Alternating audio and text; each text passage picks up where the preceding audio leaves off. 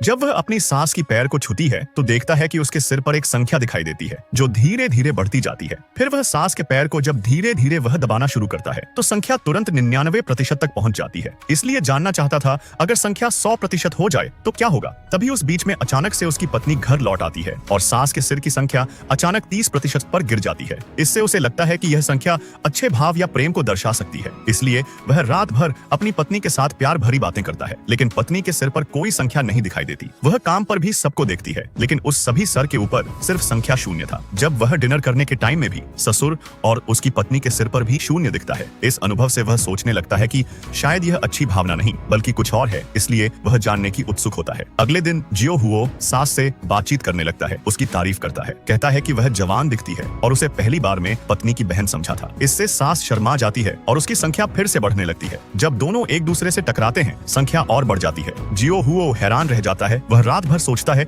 कि आखिर यह संख्या क्या दर्शा रही है। तभी बाहर से झगड़े की आवाज आई। जियो हुओ जल्दी से बिस्तर से उठकर बाहर आकर देखने के लिए जाती है। तभी फिर से उसकी सास के ऊपर 30% संख्या दिखाई देती है। बाद में जब वे आंगन में टहलते हैं तो सास उसे अपना मित्र मानती है और अपनी नाखुश शादी के बारे में उसे बताती है। उसका विवाह प्यार से नहीं हुई थी बल्कि एक समझौते के तहत दोनों का शादी हुआ था। वह हमेशा भावनात्मक रूप से तन्हा रही, कभी भी उसे सच्चा प्यार नहीं पाया। तभी जियो हुओ उसे कहता है कि अगर मन में कुछ है तो बताना चाहिए। यह बात सास के दिल को छू जाती है। उसे अपनी बेटी पर तारीफ करने लगती है कि उसे तुम्हारी जैसी प्यार करने वाला और हैंडसम पति मिला। सास यह कहकर वह मुड़कर उदासी में चली जाती है और फिर वह फिसल कर गिरने का नाटक करती है।